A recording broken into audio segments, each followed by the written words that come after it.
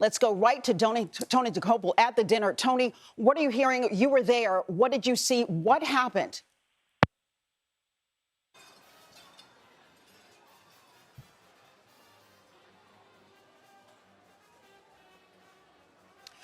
Well, we've lost Tony for a moment, but we want to take you now to Washington Hilton Hotel, where this incident happened. The White House Correspondents Dinner was taking place. President Trump was in attendance at the time when somehow some noises were heard, and all of a sudden people ducked underneath their tables, and there was pandemonium for a moment. Nobody knew what was going on. The Secret Service came in and suddenly got the president. But we do have Tony on the line right now. Tony, you're there at the dinner. Tell us what happened right before people just ducked under their tables. Yeah, Carissa, we seated. The president had been seated. Everyone had started tucking into a salad, and out of nowhere, the conversation was interrupted by it was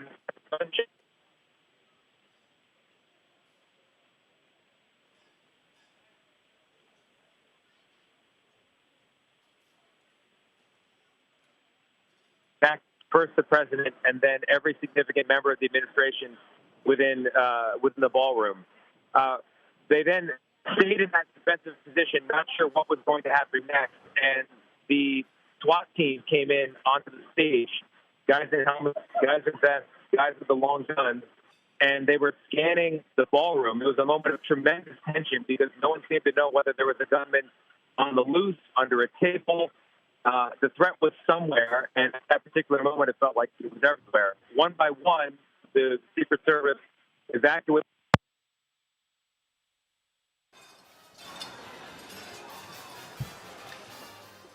We continue to lose. He's coming in and out, but we're looking at video right now.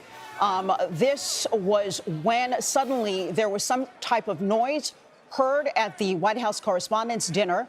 And suddenly, everyone who was in that room, you're looking at the video now, just went underneath their tables. They didn't know what was going on.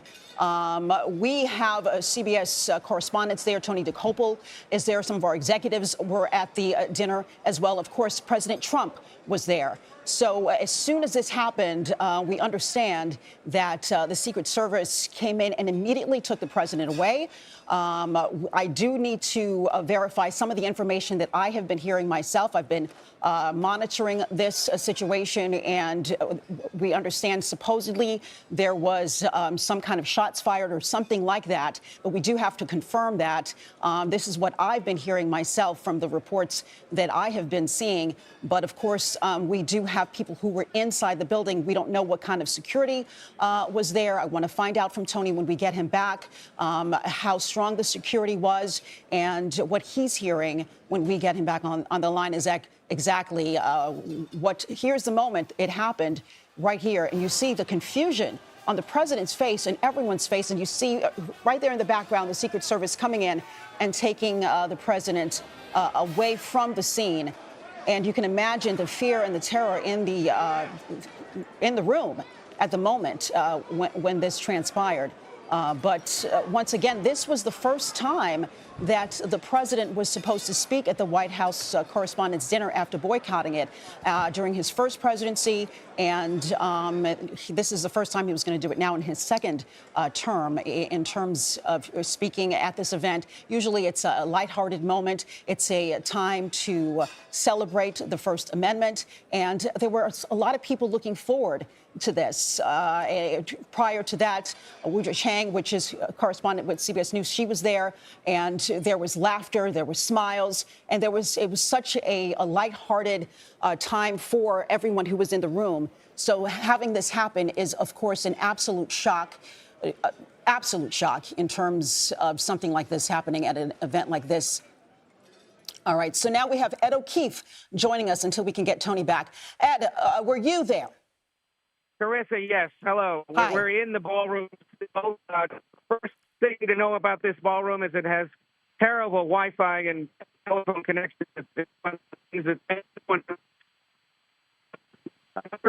Those of us in the audience are all safe, fine, still unaware of what exactly occurred. but it occurred around 8:40 p.m. tonight while we were in the South.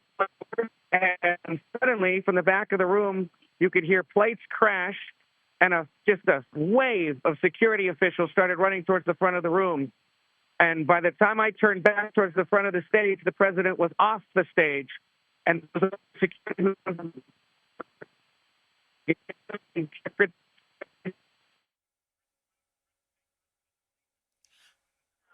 All right, Ed, we're losing you now. We're going to go back to Tony. Tony, let's see if we can hear you. I'm not hearing anything. Tony, we can hear you for a bit. Can you speak up one more time? Go. Yeah, Carissa, picking up on what Ed was saying, the Secret Service team was not on the stage with the president, so they had a lot of ground to cover when this threat emerged, and they moved very quickly, and they were throwing everything in their path out of the way.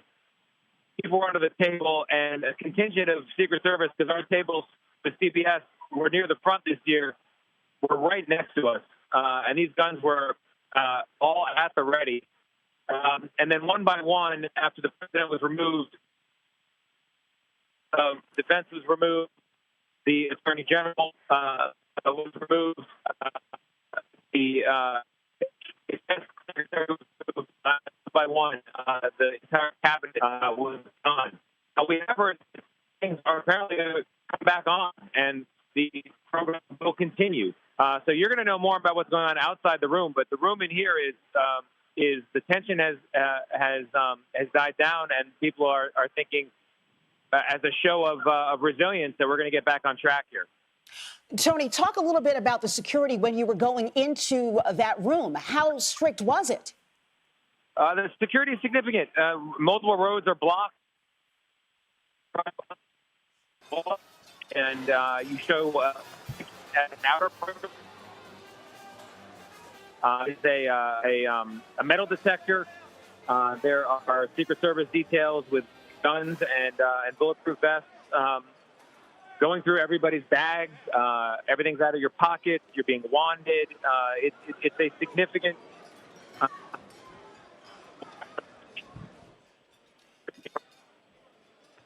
Yeah, we can only imagine just how tight security must be at an event like this, where you have such high-profile people coming to this event, not to mention the President of the United States. Go ahead. Yes. And, yeah.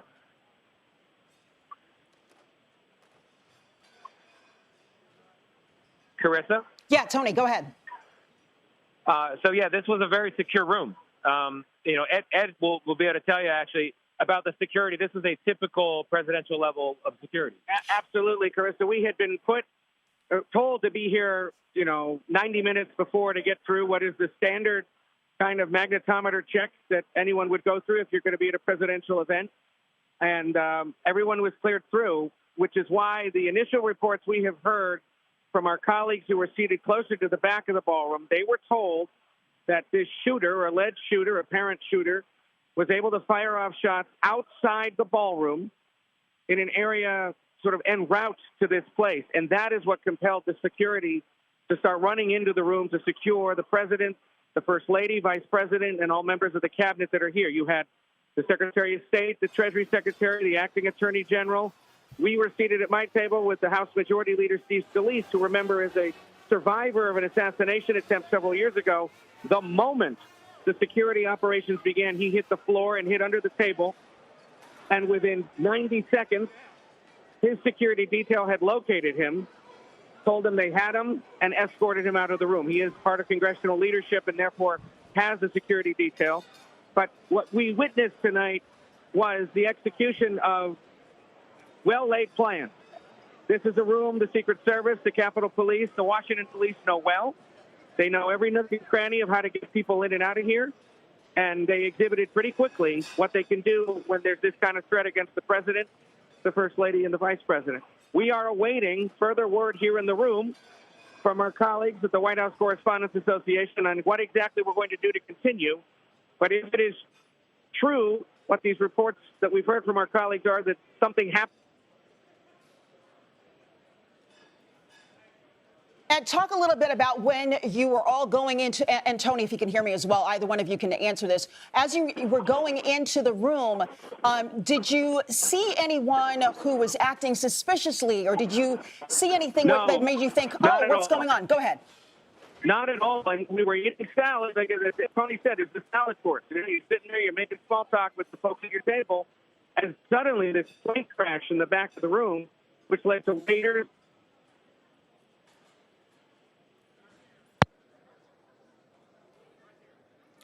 And we just want to reiterate, Ed, I'm just going to stop you for one moment. We want to reiterate what we're hearing and what you're confirming for us. It is reportable right now that at the White House Correspondents Dinner, the attendees heard what sounded like 3 to 4 gunshots at around 8:30 p.m. The shots sounded like they were fired from outside the ballroom near the back stairwell opposite the stage where the president was seated. The POTUS was evacuated within seconds. We just heard Ed O'Keefe talking about the execution of getting the president out of that room and getting to the dignitaries who were there. Gunpowder could be smelled near the back of the room. Among those escorted out by security, Hegseth, Besant, Oz, Patel, Scalise. Can you hear? Yes, we can hear you. We have to let people at home know as well that we understand that Wi-Fi is very shoddy in there, and so that's why we're hearing you, not as well as we wish we could. Ed, go ahead. What's the latest right now? Carissa, can you hear Ed? Yeah, I can hear you. Okay, good. Sorry, folks. Apologies again. This is a notoriously poorly connected room. This is one of the largest ballrooms in all of Washington, and for reference and context, this is the same hotel where President Reagan was shot back in March 1981, just outside this hotel. And it was in this ballroom that he had been speaking moments before he had been shot. So this is a place, again, that the Secret Service knows well, knows how to get people in and out of. And talk about who was in the room. Talk about all of the dignitaries who were in the room. Go ahead. Yes. Well, we had the president, the vice president, the first lady, guests from the cabinet, including the defense secretary, the acting attorney general, House Majority Leader Steve Scalise, Health and Human Services. All of them rushed out of the room by security personnel. And it was that someone had made the determination. Everyone in the line of succession, everyone in the cabinet had to clear out. I believe you can hear Tony Dokoupil. That's the line. Tony, go ahead. Yeah, just picking up on what Ed said. There is. Be right back. Kristen. Okay. High net worth individuals. David Rubenstein was here. Dana White, the UFC chairman, was here. There's a lot of people here who have their own private security, which was another complicating factor here. The remarkable thing at first is that the room, which is thousands of people, did not know what was happening. There was a ruckus, almost as though there was a fight, and there was confusion. People kept chatting. They maybe turned their head. And then the situation escalated rapidly when they saw how many guns were drawn and the serious SWAT presence up on the stage.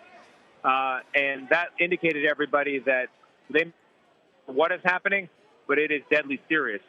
And that's when everyone hit the ground and was under the table. And then the process that Ed was describing kicked into gear. They rehearsed for this sort of thing. The exits, and they began to sweep the room and methodically pick out every administration official in order of succession and get them out the door. And Tony, from our colleague Pat Milton, a law enforcement source saying that at least 6 shots were actually fired before the gunman was neutralized. The gunman was apparently in the hallway by the metal detectors just outside of the ballroom where all of you, Tony, the diners were being served.